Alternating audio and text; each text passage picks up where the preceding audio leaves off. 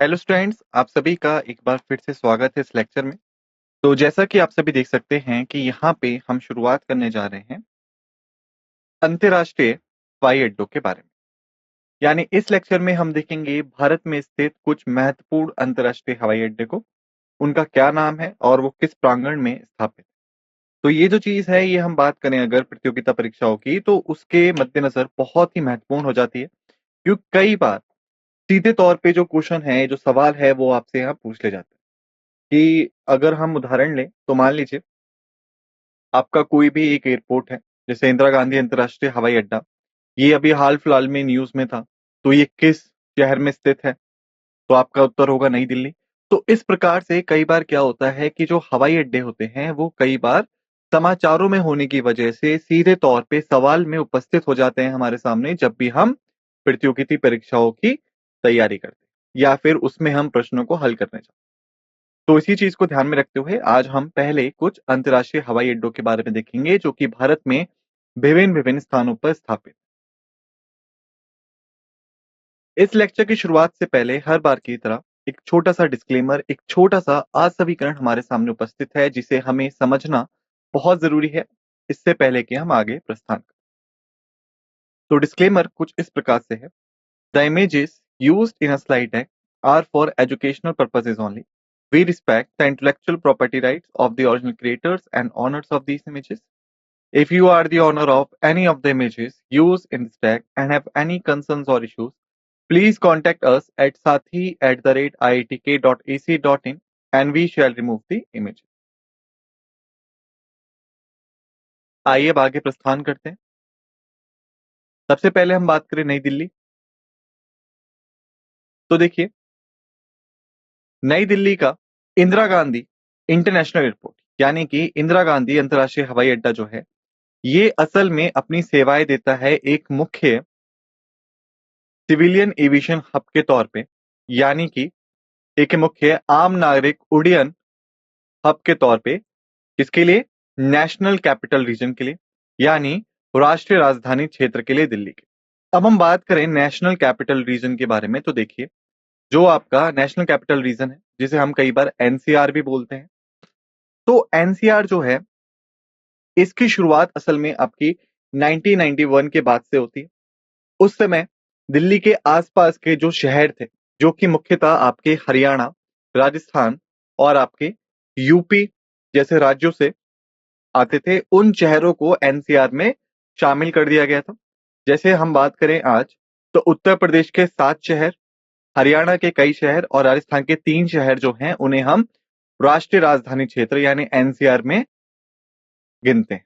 मुख्य शहर जो हैं वो आपका नई दिल्ली, नोएडा, गुड़गांव, गाजियाबाद, फरीदाबाद, ये वो मुख्य शहर हैं जो कि आपस में बहुत ज्यादा जुड़े हुए हैं। तो ये जो बाकी सभी शहर हैं, इन सभी शहरों के लिए भी जो मुख्य हवाई अड्डा है वो है आपका इंदिरा गांधी अंतर्राष्ट्रीय हवाई अड्डा। तो याद रखिएगा, इंदिरा गांधी अंतर्राष्ट्रीय हवाई अड्डा जो है, वो सिर्फ और सिर्फ नई दिल्ली के लिए नहीं, बल्कि नई दिल्ली के आसपास का जो राष्ट्रीय राजधानी क्षेत्र है, उन सभी को भी अपनी सेवाएं प्रदान करता है। ठीक है। अब हम बात करें इस एयरपोर्ट की, इस हवाई अड्डे की, तो लगभग ये 5106 एकड़ में फैला हुआ है और ये आपका दिल्ली में पालम में स्थित है। ठीक। अब बात करते हैं महाराष्ट्र। सबसे पहला आता है हमारा छत्रपति शिवाजी महाराज इंटरनेशनल एयरपोर्ट, यानी कि छत्रपति शिवाजी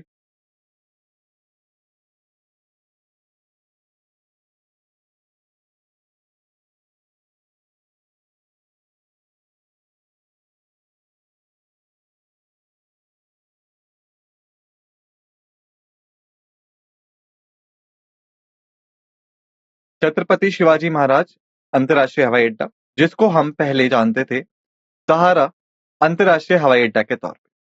ये जो है, ये मुख्य अंतर्राष्ट्रीय हवाई अड्डा है जो कि अपनी सेवाएं देता है मुंबई मेट्रोपॉलिटन एरिया को, भारत में। और ये भारत का दूसरा सबसे व्यस्त हवाई अड्डा भी है जब हम बात करते हैं टोटल और इंटरनेशनल पैसेंजर ट्रैफिक के बारे में, यानी कुल कितने हैं और कुल कितने अंतर्राष्ट्रीय यात्री वहां पे आते हैं। उसके अनुसार अगर हम देखें, तो नई दिल्ली का जो इंदिरा गांधी अंतर्राष्ट्रीय हवाई अड्डा है, उसके पश्चात छत्रपति शिवाजी महाराज अंतर्राष्ट्रीय हवाई अड्डा भारत का दूसरा सबसे व्यस्त हवाई अड्डा। ठीक है, तो जैसा हमने नई दिल्ली के आसपास राष्ट्रीय राजधानी क्षेत्र यानी कि एनसीआर बसाया है, वैसा ही मुंबई जो कि भारत की वित्तीय राजधानी है और भारतीय राज्य महाराष्ट्र की भी राजधानी है और भारत के एक मुख्य शहर होने के नाते अपनी भूमिका निभाता है। मुंबई के आसपास भी हमने मुंबई मेट्रोपॉलिटन एरिया बसाया हुआ है, यानी मुंबई महानगरीय क्षेत्र बसाया हुआ है। तो जो मुंबई का महानगरीय क्षेत्र है, उसमें पड़ने वाले जितने भी इलाके हैं, उसमें रहने वाले जितने भी लोग हैं, उन सब के लिए भी ये हवाई अड्डा अपनी सेवाएं प्रदान करता है। उसके पश्चात पुणे एयरपोर्ट। अगर हम बात करें पुणे एयरपोर्ट की, तो लगभग ये स्थित है 10 किलोमीटर उत्तर पूर्व में पुणे शहर के, और पुणे शहर जो है वो पड़ता है आपका महाराष्ट्र राज्य। ठीक है, उसके बाद हम बात करते हैं डॉक्टर बाबा साहेब अंबेडकर अंतर्राष्ट्रीय हवाई अड्डे के बारे में। तो ये जो है ये एक अंतर्राष्ट्रीय हवाई अड्डा है जो कि मुख्यतः आपके जो शहर है नागपुर, उसको अपनी सेवाएं प्रदान करता है। नागपुर जो है वो भी बहुत ही आप कह सकते हैं मुख्य शहरों में से आता है महाराष्ट्र राज्य के। उस शहर में अपनी सेवाएं प्रदान करने वाला जो एयरपोर्ट है उसका नाम है doctor Baba Saheb Ambedkar international airport. उसके पश्चात अकोला एयरपोर्ट। अकोला एयरपोर्ट जो है वो हवाई अड्डा लोकेटेड है आपका अकोला में, और अकोला जो है वो आपका पड़ता है महाराष्ट्र राज्य। उसके पश्चात औरंगाबाद हवाई अड्डा। औरंगाबाद हवाई अड्डा जो है ये भी एक पब्लिक एयरपोर्ट है, यानी आम नागरिकों के लिए इस्तेमाल करे जाने वाला एक एयरपोर्ट है जो कि पड़ता है आपका औरंगाबाद में महाराष्ट्र। इसके पश्चात जलगांव हवाई अड्डा। जलगांव हवाई अड्डा भी एक पब्लिक एयरपोर्ट है जो कि आपका स्थित है जलगांव में, जो कि आपका नासिक प्राधिकरण में पड़ता है महाराष्ट्र। इसके पश्चात छत्रपति राजाराम महाराज एयरपोर्ट। छत्रपति राजाराम महाराज एयरपोर्ट जो है ये आपका पड़ता है कोल्हापुर महाराष्ट्र में। इसके पश्चात गांधीनगर एयरपोर्ट। गांधीनगर एयरपोर्ट जो है ये भी एक पब्लिक एयरपोर्ट है, यानी आम नागरिकों के लिए इस्तेमाल किए जाने वाला एयरपोर्ट है जो कि अपनी सेवाएं देता है नासिक के शहर महाराष्ट्र। अब देखिए यहाँ पे एक चीज है जो आपको थोड़ा सा मैं कहूंगा कि कंफ्यूज कर सकती है, थोड़ा सा विभिन्नता में डाल सकती है। अब वो विभिन्नता क्या है उसे समझ लेते हैं। देखिए यहाँ पे नागपुर है, यहाँ पे नासिक, तो दोनों ही शहर जो हैं पहली बात एक ही राज्य में पड़ते हैं और दोनों के नाम सुनने में काफी हद तक एक जैसे लगते हैं, नागपुर और नासिक। तो ऐसे में क्या होता है, इनके जो हवाई अड्डे हैं हम अक्सर उनमें हो जाते हैं थोड़े से कंफ्यूज या फिर विभिन्नता में पड़ जाते हैं। तो याद रखिएगा नागपुर का जो हवाई अड्डा है वो है doctor Baba Saheb Ambedkar international airport. Nashik का जो हवाई अड्डा है वो है गांधीनगर एयरपोर्ट। तो इन दोनों को याद रखिए। इसके पश्चात हम बात करते हैं, फिर आता है हमारा सोलापुर एयरपोर्ट। सोलापुर एयरपोर्ट जो है ये भी आम नागरिकों के लिए इस्तेमाल किए जाने वाला एयरपोर्ट है जो कि आपका सोलापुर शहर में पड़ता है महाराष्ट्र।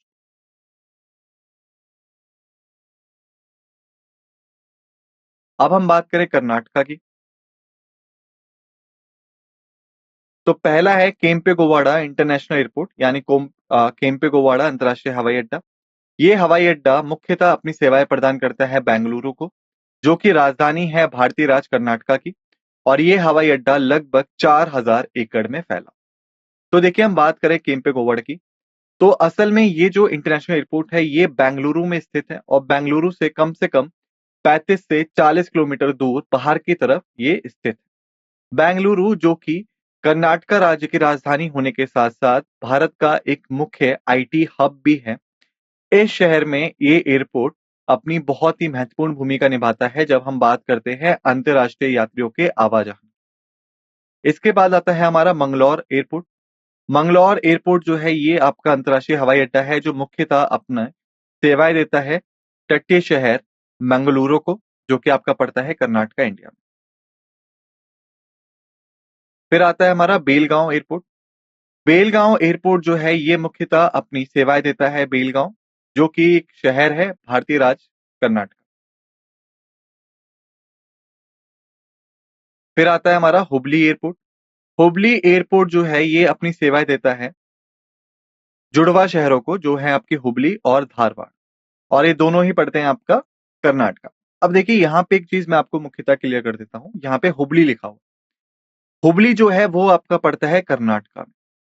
उसके बाद हुगली, जो हुगली है वो आपका पड़ता है बंगाल में।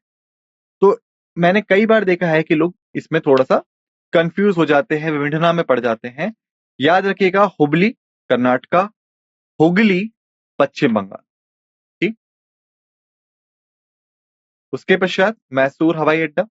मैसूर हवाई अड्डे को हम मंडाकली हवाई अड्डे के नाम पे भी जानते हैं। ये मुख्यतः अपनी सेवाएं देता है मैसूर को, जो कि भारतीय राज्य कर्नाटका में पड़ने वाला एक शहर है। इसके पश्चात आता है हमारा जिंदल विजयनगरा एयरपोर्ट। ये जो है, ये आपका पड़ता है तोरनागल्लू, जो कि एक मुख्यतः गांव स्वरूप एक छोटा-सा शहर है, जो कि आपका पड़ता है भारतीय राज्य कर्नाटक।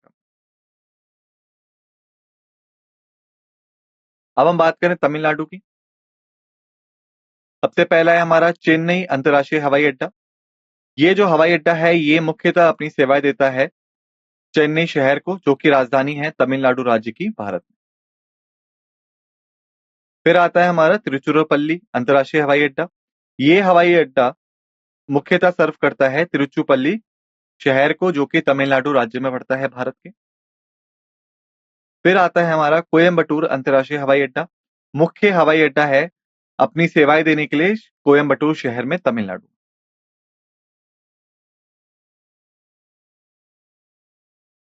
अब बात करें पश्चिम बंगाल। सबसे पहला है हमारा नेताजी सुभाष चंद्र बोस अंतर्राष्ट्रीय हवाई अड्डा। ये अंतर्राष्ट्रीय हवाई अड्डा पड़ता है कोलकाता में, पश्चिम बंगाल में।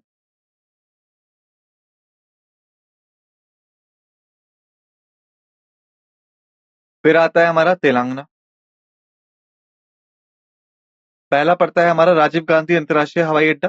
ये अंतर्राष्ट्रीय हवाई अड्डा है जो कि मुख्यतः अपनी सेवा देता है हैदराबाद में, जो कि राजधानी है और सबसे बड़े शहरों में से एक है भारतीय राज्य तेलंगाना।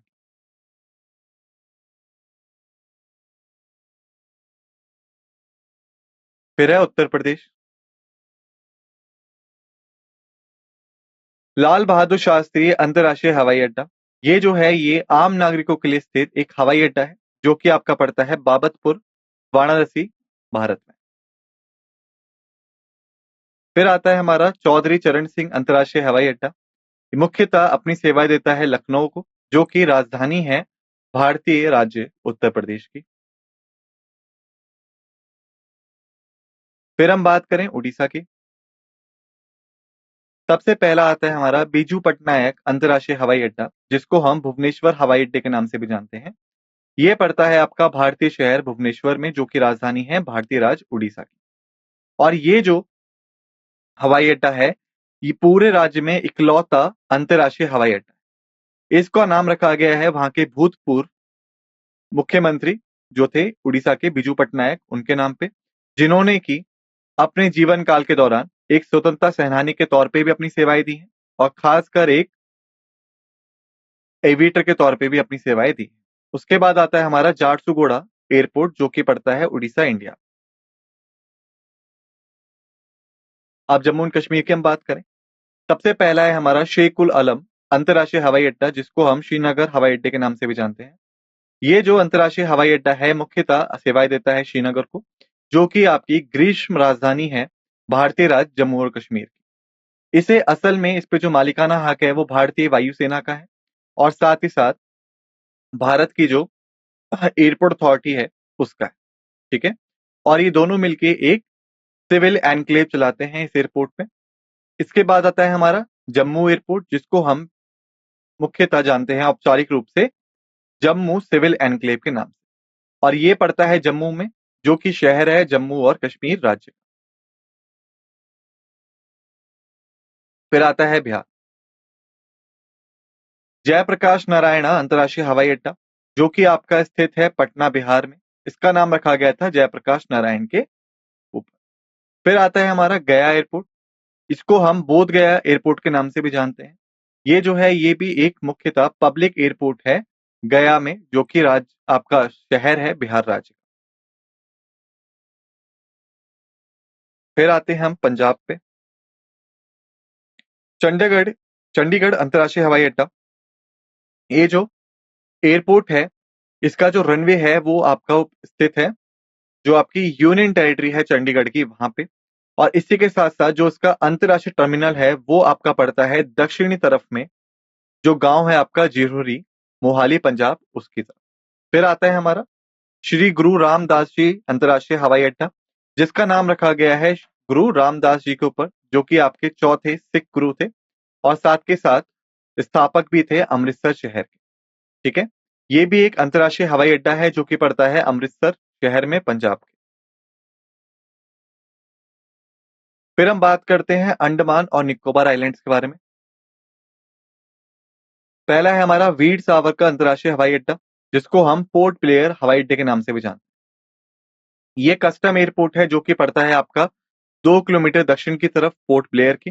और ये मुख्य एयरपोर्ट में से एक है अंडमान और निकोबार द्वीप समूह का।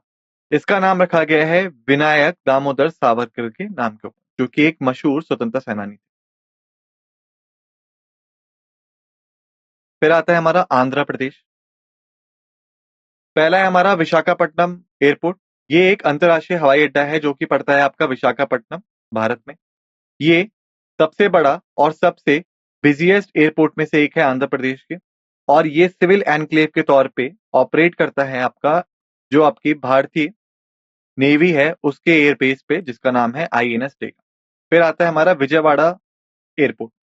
ये है हमारा पब्लिक इंटरनेशनल एयरपोर्ट जो कि सर्व करता है आंध्र प्रदेश।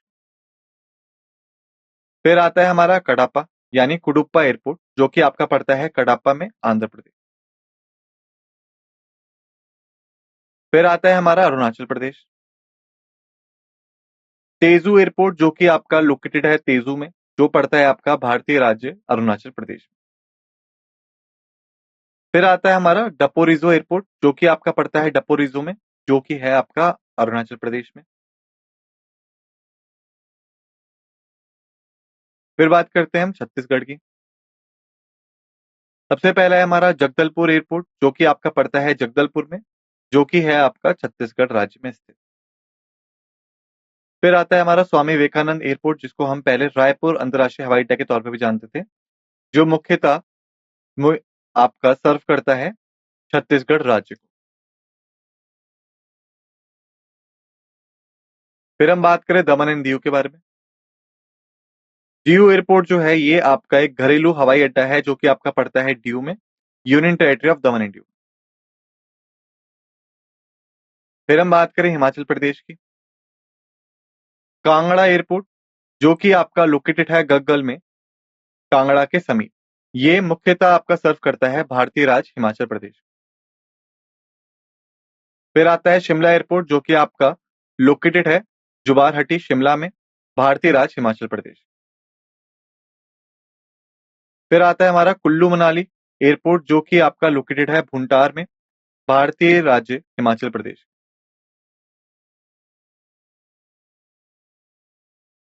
फिर हम बात करें, फिर आता है हमारा झारखंड। बिरसा मुंडा एयरपोर्ट जो कि आपका रांची एयरपोर्ट के नाम से भी मशहूर है, मुख्यतः सर्व करता है रांची शहर को, जो कि आपकी राजधानी शहर है झारखंड राज्य। फिर आता है हमारा धनबाद एयरपोर्ट जो कि आपका पब्लिक एयरपोर्ट भी है और लोकेटेड है आपका धनबाद में, भारतीय राज्य झारखंड में। फिर आता है हमारा सोनारी एयरपोर्ट जो कि आपका पब्लिक एयरपोर्ट है, लोकेटेड है जमशेदपुर में, भारतीय राज्य झारखंड। फिर हम बात करें मध्य प्रदेश की।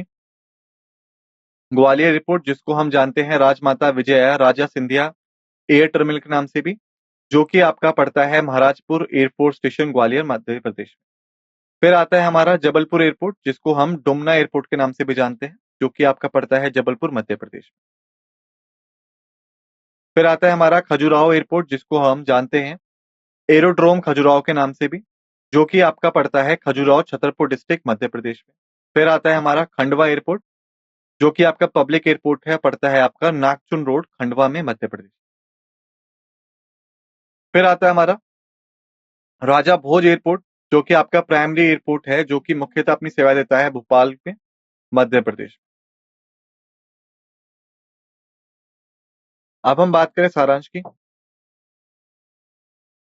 तो देखिए, हमने जो एयरपोर्ट देखे उसमें मुख्यतः हमने देखा उत्तर भारत में स्थित एयरपोर्ट, जैसे कि इंदिरा गांधी अंतर्राष्ट्रीय हवाई अड्डा, चौधरी चरण सिंह अंतर्राष्ट्रीय हवाई अड्डा, श्री गुरु रामदास जी अंतर्राष्ट्रीय हवाई अड्डा, शेख उल आलम अंतर्राष्ट्रीय हवाई अड्डा।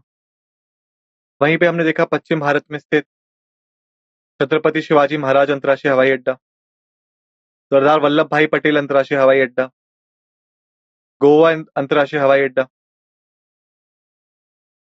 फिर दक्षिण भारत में हमने देखा केम्पे गोवाड़ा अंतर्राष्ट्रीय हवाई अड्डा, चेन्नई अंतर्राष्ट्रीय हवाई अड्डा, कोचीन अंतर्राष्ट्रीय हवाई अड्डा।